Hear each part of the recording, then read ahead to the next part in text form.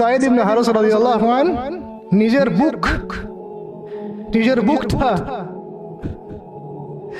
বুকটা নবী সাল্লাল্লাহু আলাইহি ওয়াসাল্লামের সামনে এইভাবে দিয়েছেন যে যতগুলো পাথর আসবে আমার গায়ে যেন লাগে, আমার নবীর গায়ে না লাগে।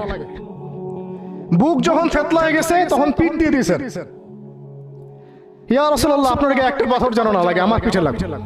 এই সময়টা চিন্তা করেন, সাহাবীর কথা চিন্তা করেন, তাদের ত্যাগ তিতিক্ষার কথা চিন্তা করেন, ওই সময়ের সবরের কথা চিন্তা করেন। এমন পাথর মারা হচ্ছিল যে রাসূল সাল্লাল্লাহু আলাইহি ওয়াসাল্লামের মানে গায়ে লেগে রক্ত বের হতে হতে সেই রক্ত দিয়ে পায়ের যে জুতাটা আছে এই জুতাটা আটকে গেছে এইভাবে। আর কার এগেইনস্টে করছে? আল্লাহর প্রিয় হাবিব, যার জন্য আল্লাহ পাক ফিরদাউস রেখেছেন, মাকামে মাহমুদ রেখেছেন, যার সুপারিশ ছাড়া আমরা মনে হয় না জান্নাতে কেউ যেতে পারবো, অসম্ভব। যার সুপারিশ ছাড়া বিচার শুরুই হবে না কিয়ামতের মাঠে, হিসাব নিকাশ শুরুই হবে না, জান্নাত তো বহু দূরের কথা। জান্নাতের দরজাও খোলা হবে না যিনি আগে না ঢোকা পর্যন্ত, তাকে মানুষ সেভাবে মারা শুরু করলো। যখন চতুর্দিক থেকে রাস্তাটা বন্ধ মনে হচ্ছে তখন নবী সাল্লাল্লাহু আলাইহি ওয়াসাল্লাম তায়েফে গিয়েছিলেন, তায়েফের 3টা বড় বড় গোত্রকে দাওয়াত দিতে। উদ্দেশ্য হচ্ছে তায়েফবাসী যদি ইসলাম কবুল করত তাহলে মক্কার এই কুরাইশদের বিরুদ্ধে একটা বড় সাপোর্ট পাওয়া যেত।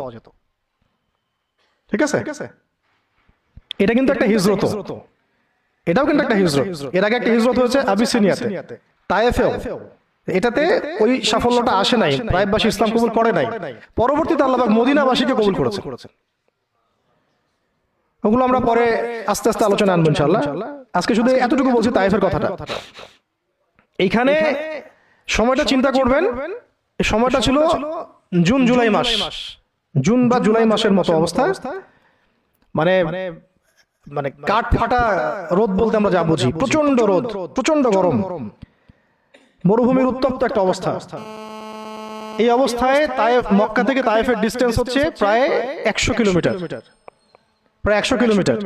যারা তায়েফে গিয়েছেন তারা হয়তো জানবেন এটা পাহাড়, মানে মাটির নিচ থেকে তায়েফ শহরটা দেখা যায়। এই যে পাহাড়ের গা বেয়ে যে উঠতে হয়, এখন তো গাড়ি আসছে, গাড়ির যুগ, এই গাড়ি দিয়ে উঠতেও এই নিচ থেকে উপর পর্যন্ত 40 কিলোমিটার, মানে পাহাড়ের গা বেয়েই 40 কিলোমিটার রাস্তা এইভাবে সফর করে করে করে করে তায়েফের শহরের উপরে পৌঁছাতে হয়।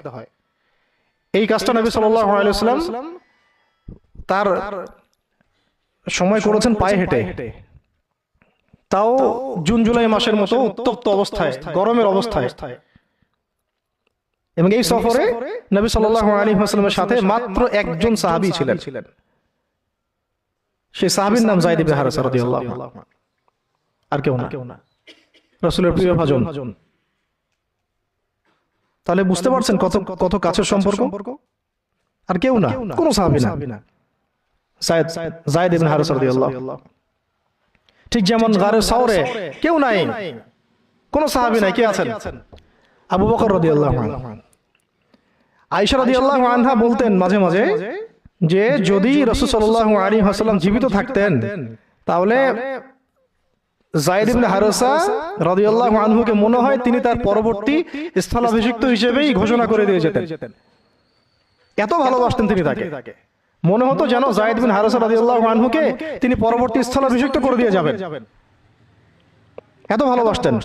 যখন যায়েদ ইবনে হারেসা কোন সফর থেকে ফিরতো, আমি, আয়েশা রাদিয়াল্লাহু আনহা বলছেন, আমি রাসূল সাল্লাল্লাহু আলাইহি ওয়াসাল্লামকে এত মানে কি একটা বলছে গ্রিটিংস বলি না আমরা, অভিবাদন, এত ব্যস্ত হয়ে অস্থির হয়ে আলিঙ্গন করতে দেখি নাই যেমনটা যায়েদ ইবনে হারেসার ক্ষেত্রে তিনি করতেন।